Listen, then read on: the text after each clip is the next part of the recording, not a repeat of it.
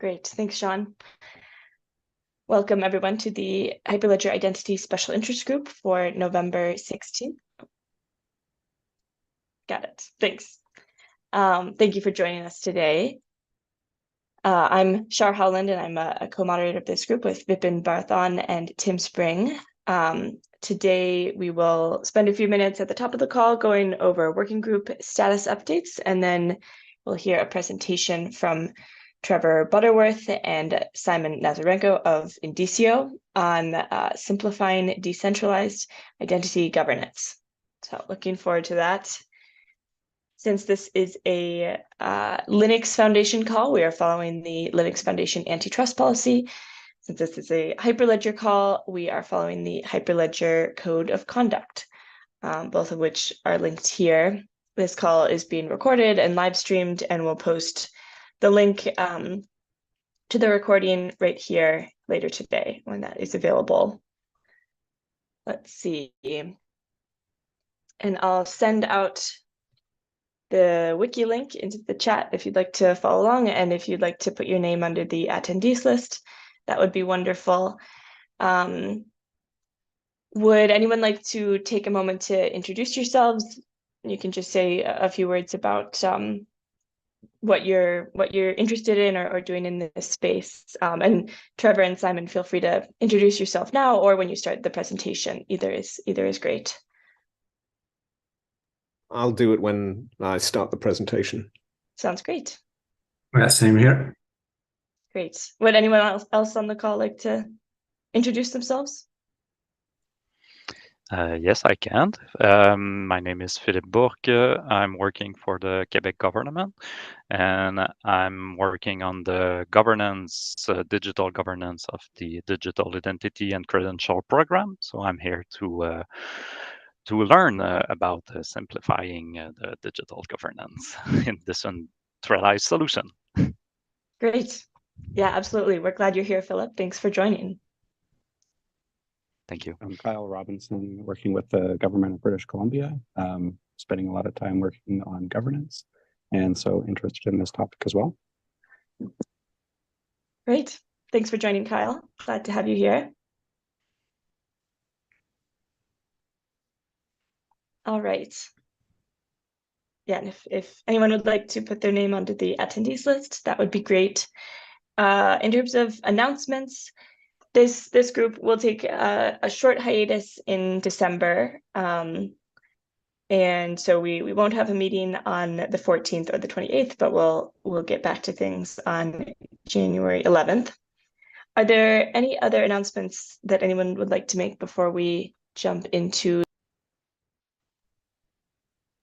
I will, Shar, thank you. My name is Sean Bohan. I am a part of the Hyperledger staff. We have not formally announced this yet. We're going to start doing the promotion for it in December, but in late January, early February, we're going to have a workshop brought to you by DSR, who are fantastic members of the community. And it's going to be about identity and interop. So how Aries and Cardano and Bezu, along with other Hyperledger and non-Hyperledger projects, can work together. I believe AnonCreds is involved as well. There's going to be more details coming out probably in early December, after the Thanksgiving holiday, but we want to let folks know, and we're going to include that in the wiki for the Identity Special Interest Group once we make the formal announcement. So thanks, y'all. Great. Yeah, absolutely. We'll look out for more information on that. Thanks for that update. Any other announcements that anyone would like to make?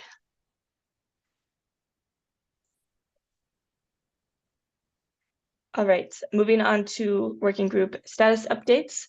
So we have plenty of time for the presentation. I'll just give quick highlights overview, but once I'm finished with that, feel free to speak up in more depth about any topics or working groups that you're involved in and would like to share about. Let's see. On the Indie contributors call, we have been hearing about progress on upgrades, and as well, Renata of DSR gave a presentation on the progress related to the Indie Bezu proof of concept. That was really interesting to hear about. Let's see, in the Aries working group, they've been working on the Akapai plugin repo, the Please Ack protocol, and long-term support policy, unqualified DIDs. It looks like Aries Bifold is still on a bit of a hiatus. I don't think they've had more recent meetings than us. In the Aries Cloud Agent Python user group, we've been talking about the newest release, the AnonCreds RS branch, getting that merged into the main, the load generator project as well, the BCGov code with us, AnonCreds in W3C format. And then we had a demo as well on the Traction sandbox. So that was really cool to see. In the maintainers meeting, this is a meeting that's separate from the user group, that is particularly focused on getting PRs merged in. So that as well has been focused on that newest 0.11.0 release. And let's see, on Hyperledger, let's see, Aries Framework JavaScript, they've been talking about the ABSA wallet, how AFJ reduced thousands of lines of code, and then as well the move to the open wallet foundation of that code base. Let's see, on the Hyperledger AnonCreds project, they've been working on PRs to the AnonCreds specification, AnonCreds v1.0 in the W3C verifiable credential data model standard format, and as well discussing the AnonCreds version 2.0 work. Let's see, so that's a super quick overview of the Hyperledger working groups. Any other more in-depth updates that anyone would like to give?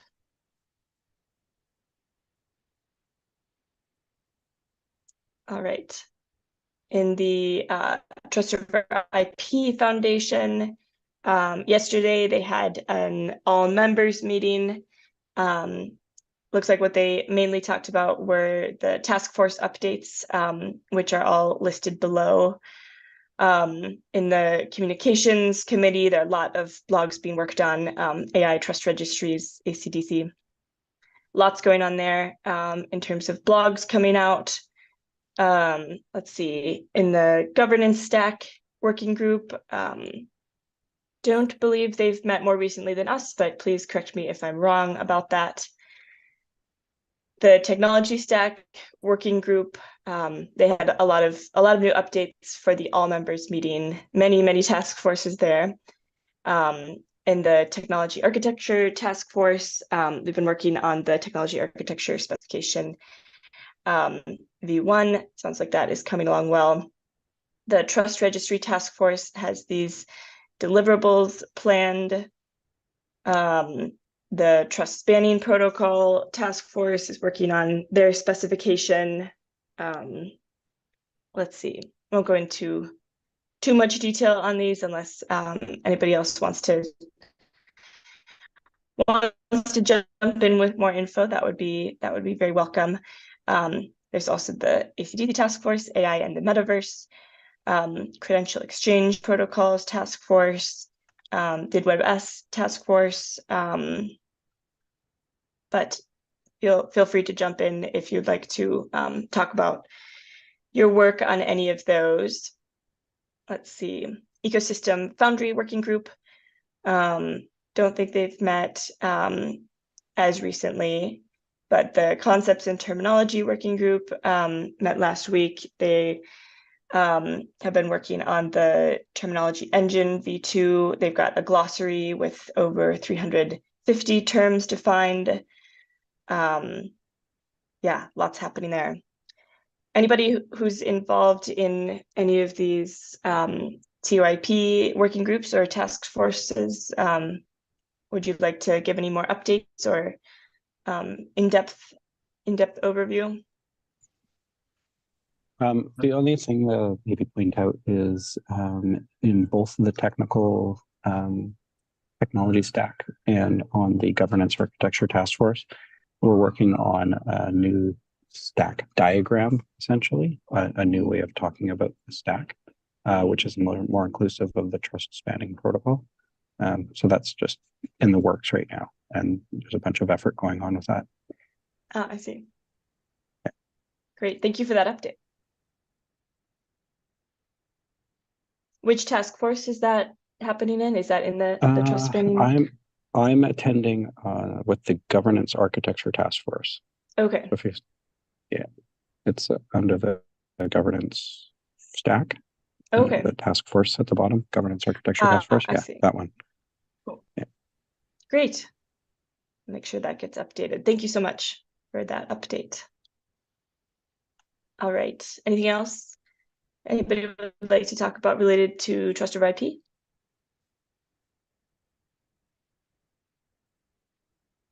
All right. In the Decentralized Identity Foundation, the DIGCOM spec working group, they meet on the first Monday of the month. So their last meeting was on the 6th. So a couple of weeks ago, they talked about protected cloud storage and DIGCOM at the IETF. Let's see. I had some trouble finding notes on the DIGCOM users group meeting. If I can call on Sam, I see you've joined the call, if you're willing to give updates about either or both of these groups and the recent happenings. I can. So the users group, we know that we're bad at notes, by the way. And so there's some plans underway to be less bad at notes. But we had a presentation from Polygon ID, who has developed a set of protocols on top of DIGCOM in order to enact their interactions. So it's still DIGCOM underneath, but they had some specific needs for their credential types and the protocols designed to use those, and so they developed DIGCOM protocols on top of them. So we had a cool presentation from them, and then that was the majority of that particular meeting.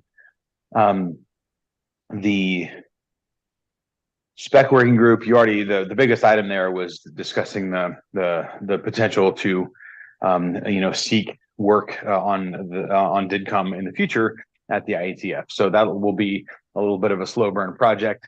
And there's a process of, creating a draft and some other things on the way there and seeking for a working group. But that's probably the most important thing we discussed. Yeah, absolutely. Very exciting. Thank you for those updates. All right, let's see. I've not been aware of recent meetings for the interoperability group. Does look like the IoT special interest group has been meeting, and they've been talking mainly about potential items that their group could work on. Let's see, in the W3C standard, wasn't able to find too much on the DID working group, but the community credentials group has been meeting. They've had their regular CCG traceability calls and VC for education task force calls. Any updates related to these last few groups, or any that we've talked about today that anybody would like to go into more depth with?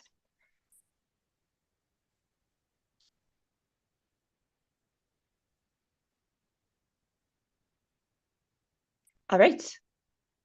With that, I will pass it over to Trevor and Simon for our presentation today. Thank you. So just let me share my screen and then get into the introductions. So my name is Trevor Butterworth. I'm co-founder of Indicio and VP for Communications and Governance. And I'm going to let Simon introduce himself because I'm going to come back to set a little bit of context for what you're about to see based on, in part, who I am. So Simon, if you'd like to introduce yourself.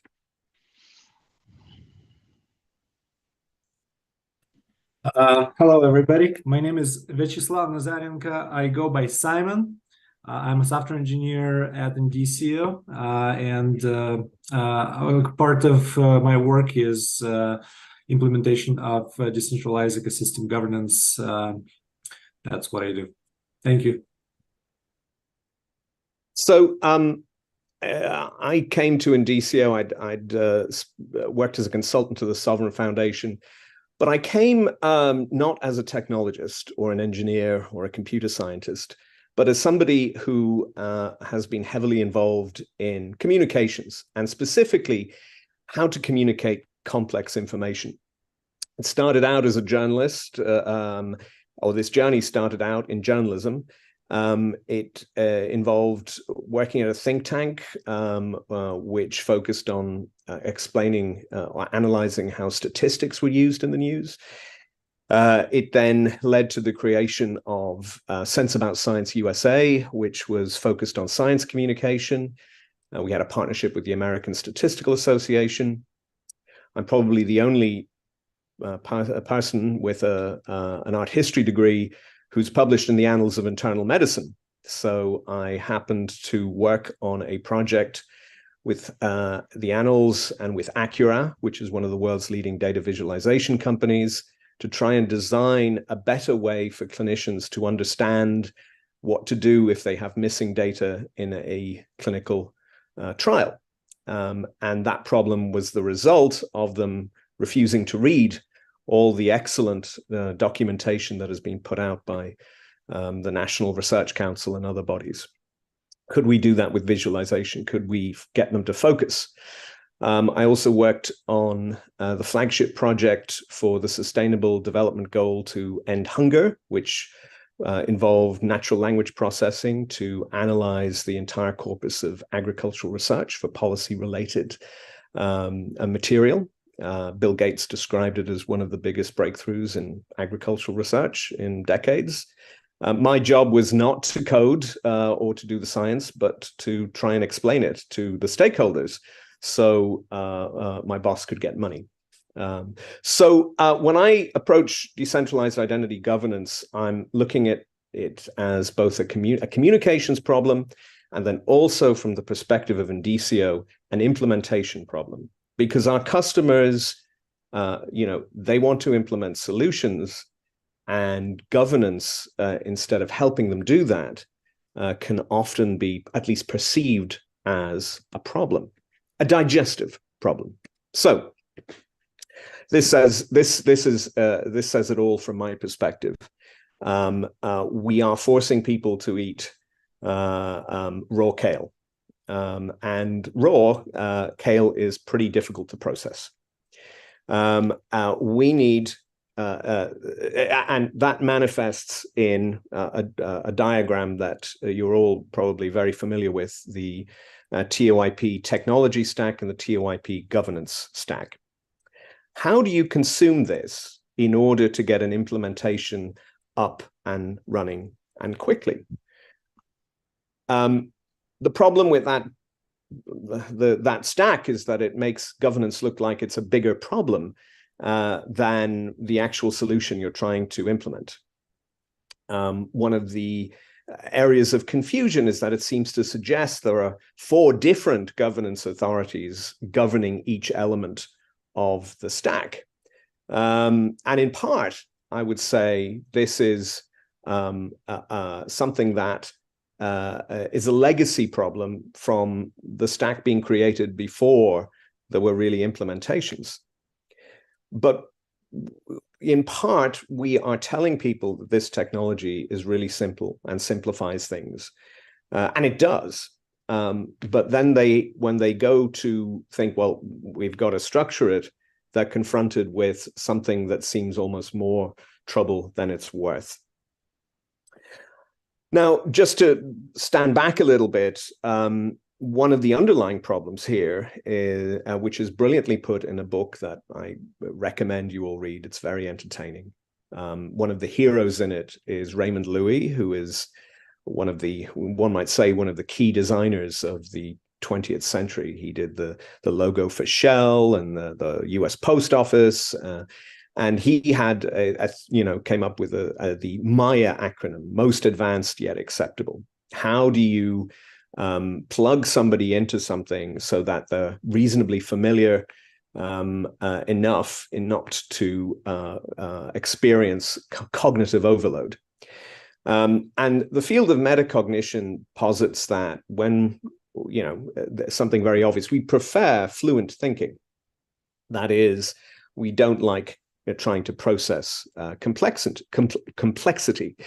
Now, one of the related problems with that is that consumer research, I'm going to say caveat on all consumer research in terms of study quality, but consumer research shows something that at least feels intuitively correct. That is, when we struggle to process information and hold multiple things in our brain at once, we quickly exhaust our working memory, and the actual experience of thinking is unpleasant. And that unpleasantness then is transferred over to the product. So when people try and look at this diagram, which is kind of central to our understanding of decentralized identity governance, you might ask, well, how many concepts or operations or processes or things do they need to hold in their brain at once in order to understand what's going on? And a conservative reading of this diagram is 52 elements. And that's a disaster.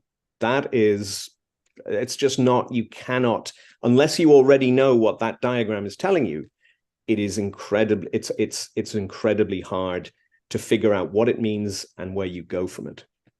And this is why we need to make decentralized identity governance easy to digest. Again, the focus is implementation. And by no means, simplification is a work in progress. Just as all writing is rewriting, the more you do it, the better you get at it, and the more you reduce the elements. So this is not something we're not proposing something here that's written in stone, but as a way, but as a heuristic that helps people to actually implement solutions. And we'll stick with the botanical theme. And obviously, being Irish, I couldn't resist using a shamrock. But we could think of governance better or more easily if we see the three main domains. Ecosystem governance, which is all about the issuers, holders, and verifiers. Machine-readable governance, which is the implementation of the rules for those participants in an ecosystem. And the network governance, which interacts with the ecosystem governance largely in terms of rules, legal agreements. And so here you can see reducing it even further to two domains of human activity. So the key governance issues for ecosystem governance are identity assurance, credential issuers, credential types, et cetera, et cetera. The key governance issues for network governance are the governance structure of the network, the business policies, the technical policies, et cetera, et cetera. And then the legal agreements that when you need to write to a ledger essentially boil down to don't write personal information on the ledger. And additionally, if you're going to be marketing products or services to the European Union or European Union citizens, you need to have data processing agreements to comply with GDPR. So in a sense, we're dealing with two elements of the one thing, the relationship between ecosystem governance and machine-readable governance.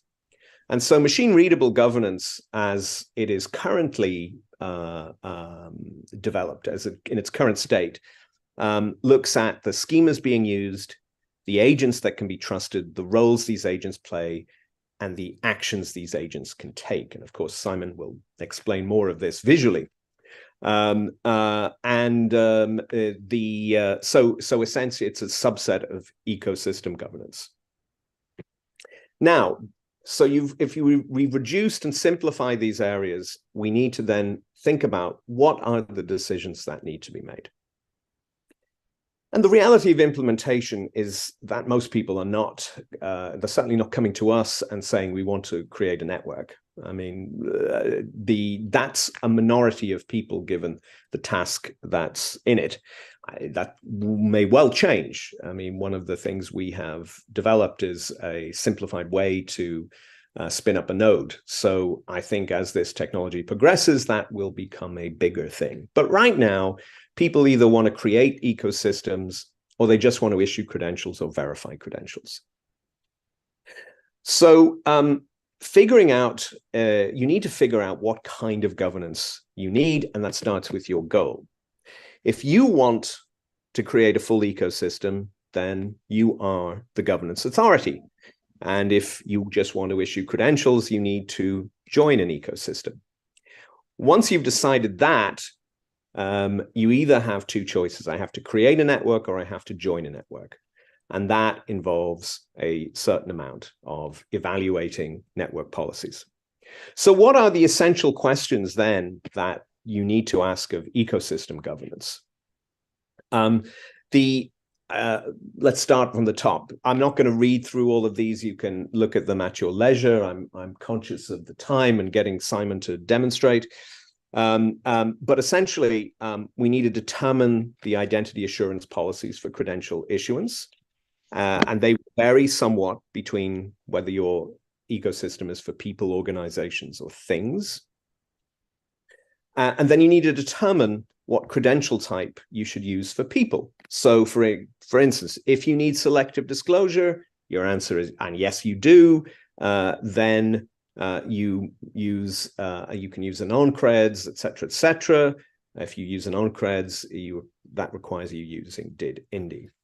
For instance, are you integrating with partners that don't have full decentralized identity capability? That is, they are issuing paper documents.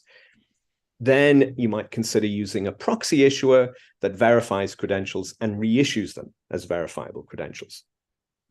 And then finally, on terms of the questions we put together, is it necessary or convenient for the credential to be presented by someone who is not the subject of the credential?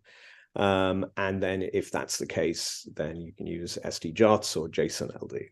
So that's the kind of decision making. We want to get people very quickly to hone in on what they need to get up and running and be successful. And so these questions continue. Will there be multiple credential issuers in your ecosystem? So if it's yes, then you need to create governance for issuer onboarding, a legal agreement, an audit.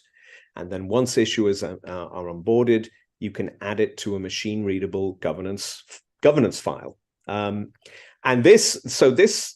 why I've at various points, we've color-coded the step towards machine readable governance. And you can, I guess that what we ultimately want to be able to do is to automate this so that when you're making these decisions, you're able to ideally launch yourself into the governance editor and literally start creating with whatever pull-down menus and doodads that are necessary, create that file. The virtue of this technology and implementation is speed. We should maximize the speed at which we can create the governance to make it work. So pretty much that's pretty much the goal here, or at least the goal in this thinking. Will there be multiple credential types in your ecosystem? And again, yes or no. And then depending on what you have to do there, you work your way down to create a schema for credential. And then again, we hope to put in the next, that you will be able to simply leap into your governance editor and create a credential, a schema for a credential. Which DID methods should you use? Well, we recommend using a DID method that allows for communication endpoints, even if you don't plan on using them now. Mainly because this will provide flexibility for future growth. Our perspective is that, the technology is evolving, build for the future, not build according to just what's possible today. I'm going to speed on through some of these. Let's what did method, so this is a continuation, how much durability do you need in your ecosystem? Low durability, then you use did web or did web variants. If you want high durability, use did indie. Our design, again, we have a design recommendation, secure bidirectional communication, design with future capacity in mind. What protocols do you need? Again, the kind of fundamental questions. What device capabilities will participants have? Do you just need credential issuance and verification? So for instance, if you need secure protocols for notification and confirmation, OIDC is not sufficient right now.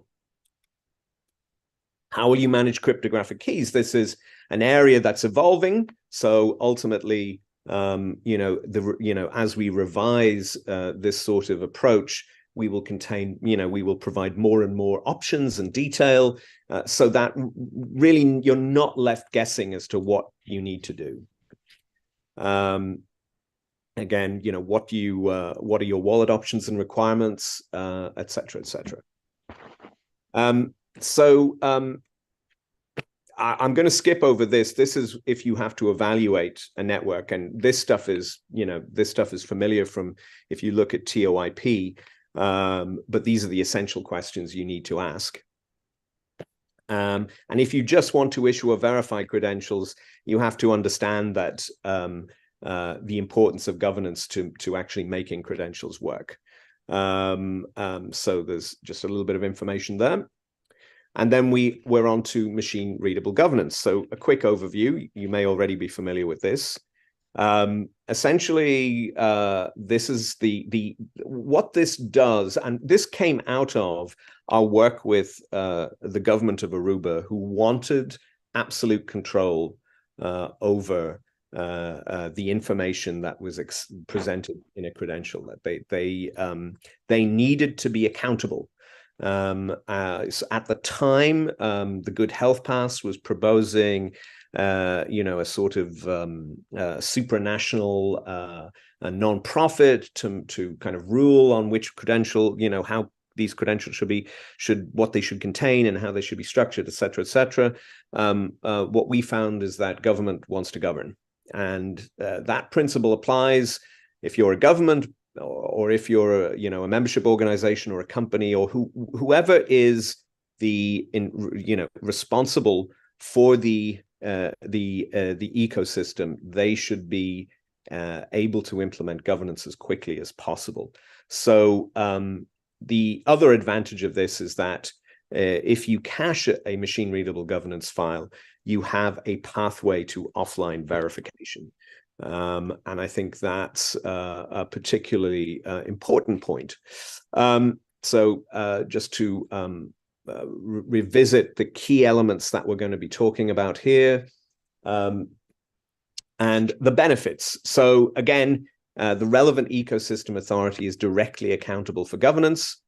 There is no time lag. Rules can be changed really quickly, and you don't have to ping an independent trust registry in order to have an issuer verified. You can choreograph quite complex rules and make them frictionless. You can combine hierarchical rules, so particularly relevant for, say, managing drone flights across different kinds of airspace.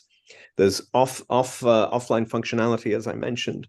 And then significantly, if you are by making a trust list portable, you rule out the possibility that an independent or third-party trust registry could enact a toll.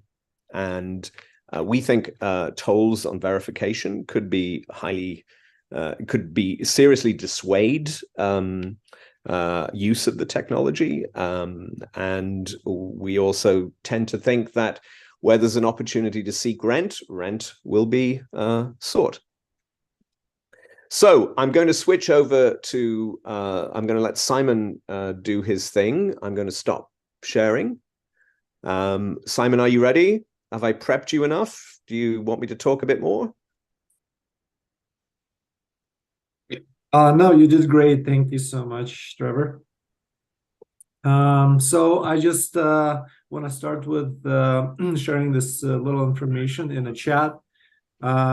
The governance work that me and Mike Ebert and Sam Curran are doing is done under the umbrella of Decentralized Identity Foundation. There's a work group that is happening each Monday from 11 to 11:45 a.m. Mountain Time. There's a Zoom link I shared just in case you want to join, see what's going on, what we're talking about, and possibly participate. And I'm going to share my screen right now so we can get to the demo. Sec here.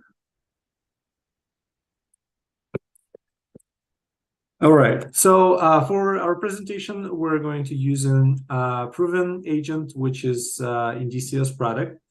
Proven agent can act as an issuer, verifier, or holder. So we're going to use that today for a presentation. I'm just going to log into the system. We'll need a little bit of logs. This is a development environment, so you will see some logs over there. So don't mind. And we will start with the issuance workflow where I no, never mind. Sorry. Let's talk about governance. Sorry, I'm running behind myself. So this is the file that I pre-made for this presentation.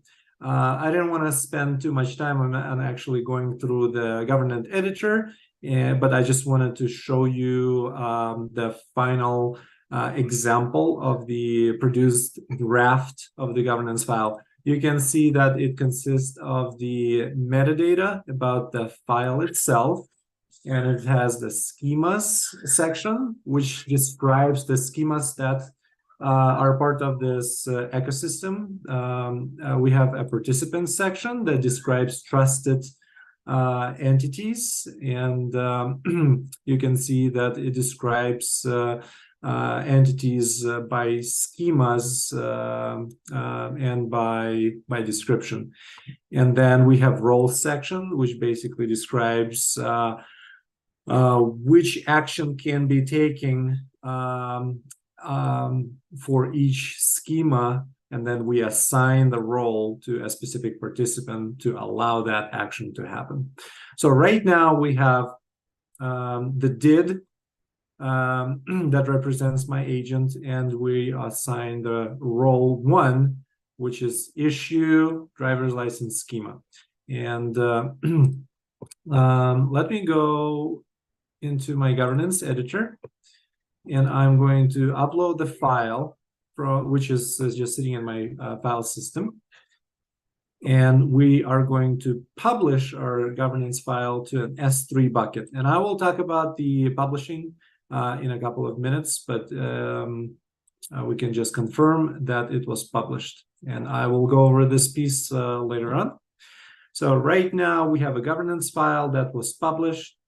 We can go to the governance files component of our proven agent, which acts as an interpreter piece. So I can grab the URL to the S3 bucket, and I can import that governance file to our ecosystem, and I can activate that. So right now, our agent will check with the file, with the DIGA file, to see whether the participants are allowed to perform a specific action. So in our case, we will attempt to issue a credential, and we have a role for that. So right now, sorry, I'm going to start this workflow by generating an invitation URL, and I'm going to grab that URL here, and we will be using our APIs to accept a connection. So basically, for the sake of the demo purposes, I'm connecting to myself. So I'm connecting this agent to this agent. So we are going to select one of those options for the demo, and I will issue a credential. So as you can see, it's on the way. It's a happy message. we can go and go to contacts and see connection, the contact. We can see that the driver's license was issued, and we can check the health credentials, and we can see that it was acknowledged as well. So that's all amazing. Now since we connected to ourselves, we can go ahead and use that same connection to verify the credential that we just issued. And I'm going to go here, and we will choose partial disclosure. And so I just care about drivers' biometric information, and I will send the presentation request to that connection. But we are being told that we're not allowed to verify based on the governance file. Again, I'm just going to click that again so you can see the message. So to be able to fix that, we need to make changes to our governance file. And I can do that really easily. Again, I can use the governance editor here. Let me just refresh the page so we can see how it works better. Okay, so in my governance editor, I don't have any files selected, and I can just grab this file that I've published earlier, and I will upload. And we got that, and I will just go through the governance editor piece really quickly. So this part is the metadata that we can edit if needed. We can also create a new one from scratch just by clicking the create button. We can go to schemas, where we can add new schemas to be part of this ecosystem. We can edit them as well. So right now, when I clicked on the driver's license schema, you can see that we have a list of issuers as part of our ecosystem, trusted issuers, and they are allowed to issue that credential. So this is only authorized to issue. So now I can just go to this little section that allows us to manipulate roles. And I will say that this issuer is also allowed to verify driver's license. And I'm going to add that role. Now we can go back to governance editor, and I can publish that again to our S3 bucket. All right, so that was published. Now I can go to our governance governance interpreter section, and I'm going to use our versioning, which is a new piece that you probably haven't seen before. It's in development right now, and I'm going to click refresh. And our governance file was updated to the latest version that was published according to the information on the current version of this file that we are using. And so right now, I don't even have to refresh anything. I can go here and I can request the verification of this credential again. Not from here, sorry. From here. And as you can see, credential request went through, and the status done indicates that the credential was indeed verified.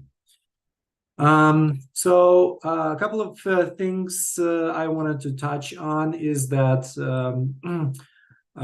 our current version of governance, DGov, supports publishing and versioning. So if I go to governance editor right now, and I will download this file, and let's just call it final 2. Let me go ahead and open that really quick. You can see that in our draft version of the file that we can create using the governance editor, if you just save it to a local file system, it will be in a draft state, meaning that it does not assign a version or a URI or the current version or any previous versions. So in our published governance file, it assigns the version, which is the timestamp of the publishing. It also assigns the URI of the generic URL to a governance on our S3 bucket that we can always access, and which we use to check against the most current version. And then the current version specifies the unique path to the file that was also published. And there is a set of previous versions over there. So this is very helpful and handy. And it is still a work in progress. Again, if you would like to contribute or just look at what we're doing, you can come on Monday and be part of the div governance work group. But I believe that concludes my demo. And as a summary, I can say that decentralized ecosystem governance is a tool that is designed to translate human governance decisions into machine-readable formats, enabling our software to make accurate decisions. Thanks. Now I believe it's the question time. Quick question, Simon. What are the next steps on with the development of DGov? What's on the roadmap? So one part is the trust establishment, another part is the credential trust establishment. So right now, if I show my file again, you can see that we rely on named participants only. So you have a set of trusted participants that are described in the file, and you have roles assigned to those, right? So in our case, we assigned role 1 in the first round of test or demo, and then we assigned the second role to verify our driver's license as a second part of our demo. Now, credential trust establishment allows you to issue some sort of the organization schema to participant, but participant does not have to be part or listed in the ecosystem. And basically it means that as long as you as an issuer hold this specific credential, according to the ecosystem, you will be granted a role to make a specific action. And this is the credential trust establishment is one part of our decentralized identity foundation work. And there's also a bunch of other cool stuff that we're working on, but they're in earlier stages. Can I add a few things, Simon? Go ahead. So Sam, I work with Simon in that group. He mentioned versioning was under development, and versioning we've been proving out the concept, but that will make it into the spec relatively soon. Also under discussion is the ability to apply time ranges to authorized roles, and that allows for a participant that has been authorized but isn't in the future to still recognize the previously issued credentials. This is not uncommon, for example, when an educational institution loses their accreditation. But they, of course, the credentials they issued while they were approved still count. And so those are a couple more features that are coming up on the roadmap. Thank you, Sam.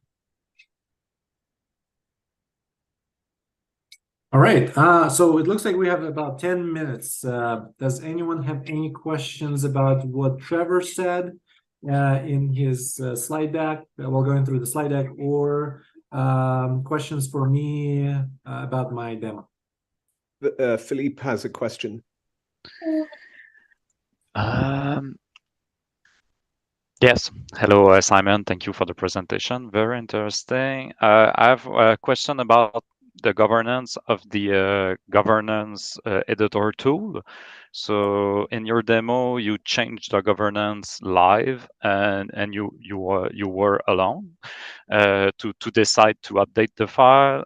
Is there any consideration about having some kind of maintainer voting system to be sure that nobody changed or break the governance live on the system? Or some recommendation about that? So obviously the ability to to edit or generate the governance file is not going to be accessible to everybody. And even if you have an ability to create or edit an existing governance file, you won't be able to publish that to the same source where you got it from. So let's just take a scenario right now, and I believe you're still seeing my screen, right? So this governance file was published to an S3 bucket, and let's say I'm the government of Ukraine. I'm Ukrainian by nationality, and so I created the governance file for whatever ecosystem I'm using, and I published that to an S3 bucket as a source of truth. I am using a DID to sign my file as a JWT, and to be able to so when it's posted, when it's published, it is in the signed version. It's in the signed state, so there is no way to tamper with the file without being noticed that it's broken, right? Because it will not be verified, and the signature will not be verified. And so the interpreter is able to grab the file from whatever source, and even if it's JWT signed, it has an ability to resolve DID to be able to actually see whether the file is in a perfect and pristine state and wasn't tampered before. Does that answer your question? Yes, mostly, but just maybe the part that when you publish the file, is there a way or consideration about not allow it to one person? So you publish your date, but you need signature from maybe a group of person, some trustees or something like that, before making the change to avoid some people that would make a bad decision or Yeah, I don't think we thought that through yet, but maybe Sam Kieran has any comments on that. I don't think I have any answers to that question, unfortunately. I don't think we've thought through that far. I apologize, I missed the question. Could you ask that again? Yeah, sure. So we've seen in the live demo that we update the governance file live, and this changed the rule live in the system. I was asking about, is there any consideration about using some kind of trustee's signature before doing the change to be sure that not only one person have the authorization? So to make some change in the governance file. So at this point, the governance file is signed when it's published by a single organization. So typically a key assigned with an organization's DID. The organization has the opportunity, of course, to restrict and apply their own rules about who within the organization is allowed to edit that file before the organization's signature will be applied. So that isn't something that's managed by the spec itself, but rather left up to the administration of the organizational keys used to sign the file. So that can certainly be put in place, but it's not something that is specified in the spec itself. Perhaps some non-normative advice could be applied there to make that happen. The other thing that's worth noting, we say the word edit, and we mean that we're going to start with the existing file and make a change.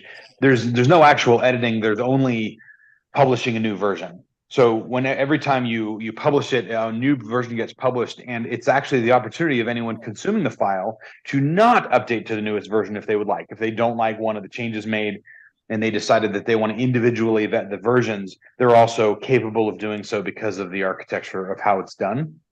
And then others that have decided to trust the publisher of the governance and whatever they say goes, which honestly is like a really common thing in our current world. Then they can just say, hey, use the latest version no matter what the changes are, right? And so that's an option there. So yes, does that answer your question? Yeah, absolutely. Thank you.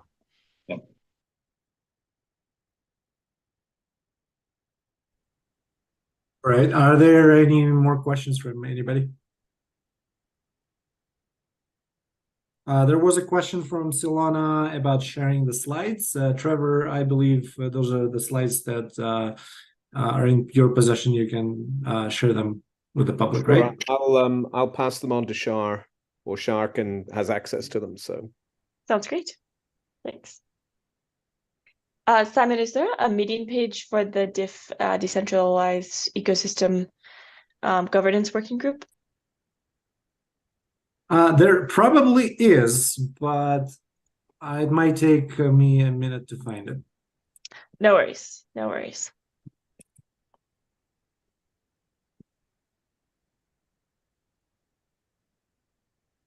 Great. Are there any other questions? We've got just a few minutes left if there are.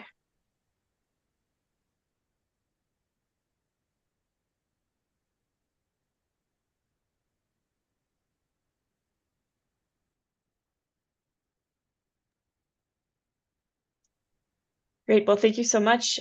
Trevor or Simon, did either of you have any final words for your presentation that you'd like to leave us with? well, I think so. I think what we want to do is to get people into the position of thinking about what they need to do, rather than giving them overviews, descriptions of rules that they don't necessarily know how to process. So I think that's a key aspect, and then joining that up to machine readable governance in a way that's seamless would be the goal.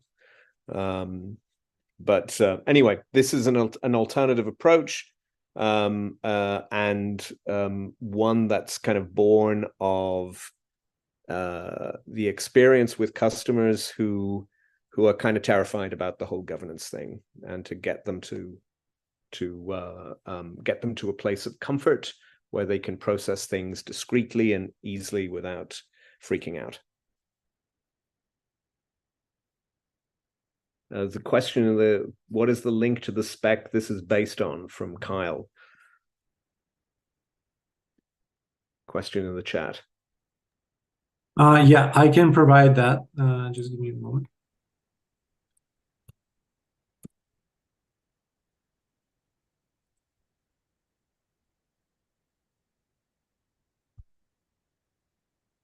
So the trust establishment is going to be 1, and let me get you a second one.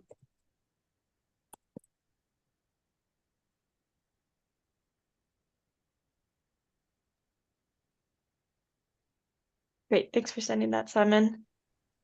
All right. Any last questions or words? Awesome. Thank you so much, Trevor and Simon, for a fantastic presentation. And thanks to everyone for giving working group status updates. Really appreciate everyone joining, and we'll see you all in 2 weeks. Thank you. Thank you. Bye.